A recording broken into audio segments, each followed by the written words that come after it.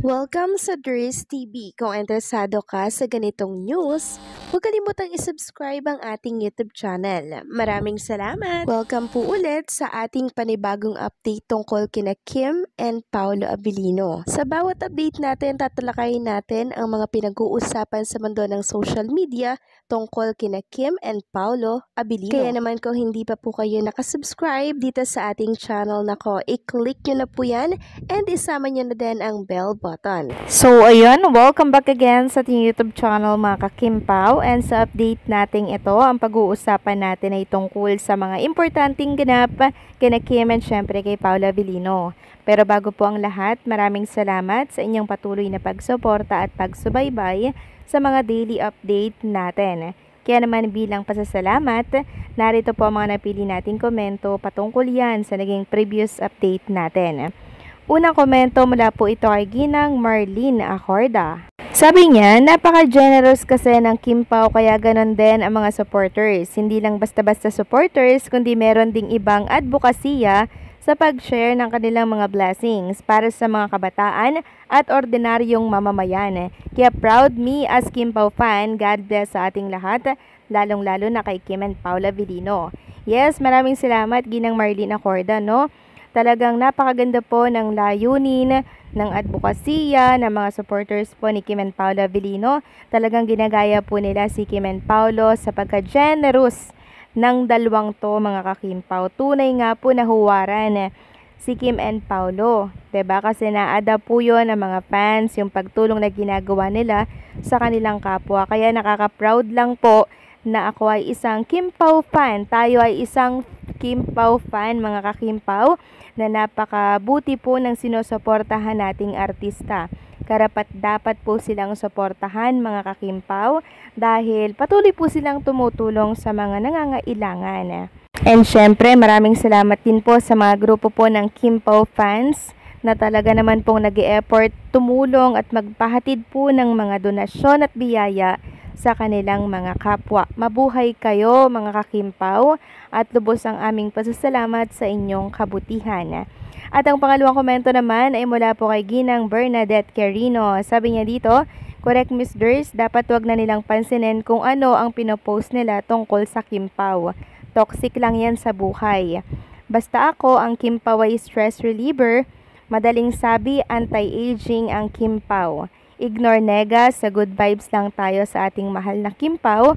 Thank you Doris sa pagtatanggol sa ating Kimpaw. Ang saya-saya nga Kimpaw, perfect sila tulad ng sinasabi ko.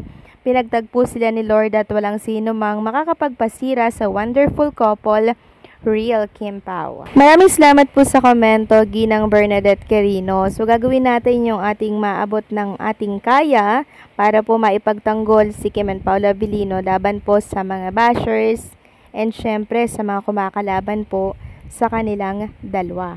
And tama po kayo, wag na natin dapat pinapansin yung mga pinopost na mga bashers, lalo na po yung mga komento na kumakalat sa mundo ng social media, di ba? Tungkol kay Kim and Paolo Abilino. Dapat pa ganyan po, hindi na yan pinagtutuunan ng pansin. Dito lang tayo sa good vibes na kung saan ay hindi po tayo may stress. 'Di ba? Good vibes lang, lalo na po sa mga seniors natin na talaga naman pong pag nakakabasa ng mga negativity sa social media, agad po silang nasasaktan, nalulungkot at nagdadamdam. Kaya wag na po natin yang palalain pa kung mayroon man tayong mabasa sa social media. Tayo naman, lagi nating nililinaw yung mga fake news na nagkalat sa social media. Okay? Para wala pong masaktan and syempre wala pong maguluhan kay Kim and Paolo. So maraming salamat sa komento, Ginang Bernadette Quirino. God bless and mabuhay kayo. So eto na nga, pag-usapan na natin ang mga balita po na nakalap natin sa mundo ng social media. At unahin natin ang tungkol sa post ng Gawa Dangal Filipino Awards. So ito po yung latest result by points. 4 hours ago po ito na screenshot as of 1:45 PM September 5, 2025. So ang top favorite love team first 1,446,990 Kim Pao. Second, ang JM Piang.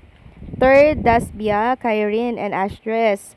So sa top favorite leading ladies naman, nangunguna pa rin po si Kim Chu na merong 247,500 30. At ang paalala nga, keep voting. We will post the results of the top favorite leading man later. Waiting for FB figure updates. So still nangunguna pa rin si Kim and Paula Avellino, mga kakimpaw, sa top favorite love team and syempre sa top favorite ladies. Kaya naman, congratulations Kim and Paula Avellino. At eto pa ang isang good news, mga kakimpaw. Si Kim and Paula Avellino or ang tambalang Kimpaw ay pang globally na. Yes po, mga kakimpaw, yan po ang good news ngayong araw po ng Friday. Sabi nga dito sa isang write-up, Kim Chiu and Paula Avellino receive Viewers' Choice Awards recognition for Favorite Actress and Favorite Actor at the Content Asia Awards 2025 held on September 4 at Taipei, Taiwan. Kim shared the Favorite Actress recognition with Thailand's Ratchanorn Mahawan, Singapore's Jessica Liu, and Malaysian Arabelle Ellen. Paolo, on the other hand, joined the roster of favorite actors, which include Singapore's James Yee, Thailand Panitan Mikey Budkai, at Indonesia's Oka Antara, and Malaysia Ebert Gomez. The two Filipino stars made their Kimpaw tandem known through series like 2023 Lindang and 2024 What's Wrong with Secretary Kim. Early this year, they starred in the first film together, My Love Will Make It Disappear. At alam nyo, mga kakimpaw, nakakatuwa lang po dahil kinongratulate din po siya ni Ma'am Carl Merced na shinare ni Chinita Princess. Nagpasalamat din po si Kim Chiu sa natanggap po niyang award nilang dalawa ni Paula Avellino. Sabi nga po ni Ma'am Carl Merced sa kanyang Instagram account na post about dito sa mga natanggap po ni Kim and Paula Avellino. Sabi niya, grabe, so proud of our very own Kim Chiu and Paula Avellino for winning Favorite Actress and Favorite Actor at the Viewers' Choice Awards, Content Asia Awards 2025.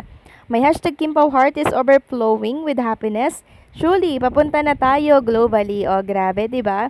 Papunta na po tayo globally, mga kakimpaw, at nakaka-proud lang talaga na si Kim and Paula Avellino hakot award ngayong 2025. Sobrang nakaka-amaze at nakaka-proud lang, mga kakimpaw, at ngayon trending na naman po si Kim and Paula Avellino sa lahat ng social media platform at bumaha na naman ang pagbati para po sa kanilang dalawa. Grabe, nakaka-proud talagang suportahan si Kim and Paula Avellino. Nakakataba po ng puso, mga kakimpaw. Ito mga good news na na-unlock ni Kim and Paula Avellino at nangyari yan dahil may tambalang Kimpaw na talaga naman pong tinitilian hindi lang dito sa ating bansa, maging sa iba't ibang panig ng ating mundo. Grabe, diba? So congratulations Kim and Paula Avellino, deserve nyo ang award na to. So anong say nyo dito, mga kakimpaw? Please comment down below.